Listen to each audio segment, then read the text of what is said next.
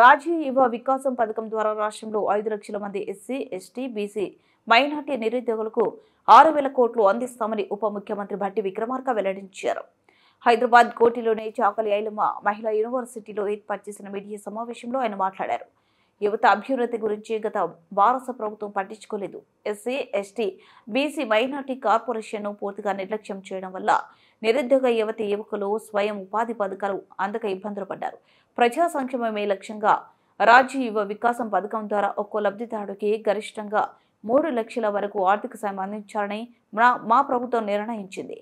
ఈ నెల 15న నోటిఫికేషన్ విడుదల చేస్తాం. నిరుద్యోగులు ఆన్లైన్లో వచ్చే నెల 5 వరకు దరఖాస్తు చేసుకోవాలి. ఏప్రిల్ 6 నుంచి మే 31 వరకు దరఖాస్తులు పరిశీలన, లబ్ధిదారుల ఎంపిక జరుగుతుంది.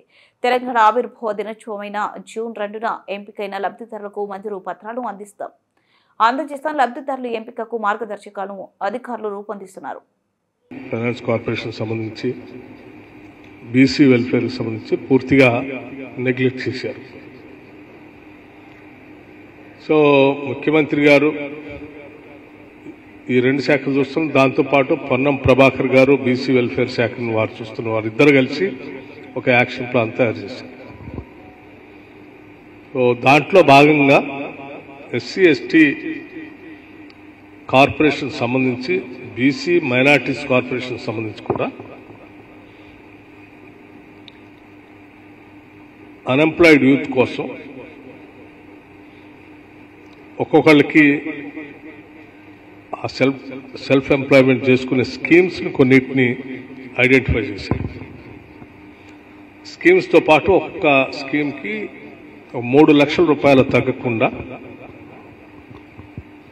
ఒక 5 లక్షల మందికి 5 లక్షల మంది దాదాపు లబ్ధిదారులకి ఉపయోగపడేటట్టుగా 6,000 కోట్ల రూపాయలతో 6,000 crores 6,000 కోట్ల రూపాయలతో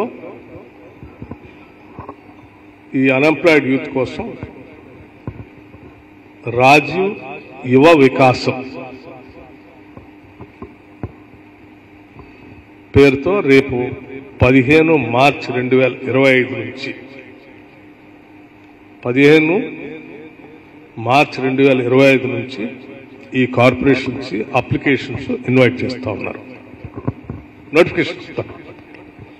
notification state level on 15th March 2025.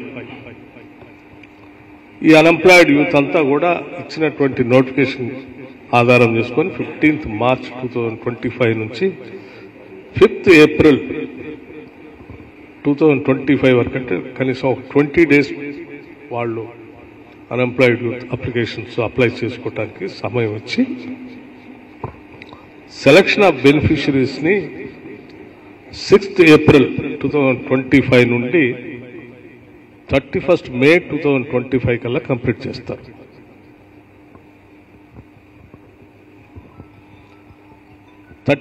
May 2025కి complete చేసి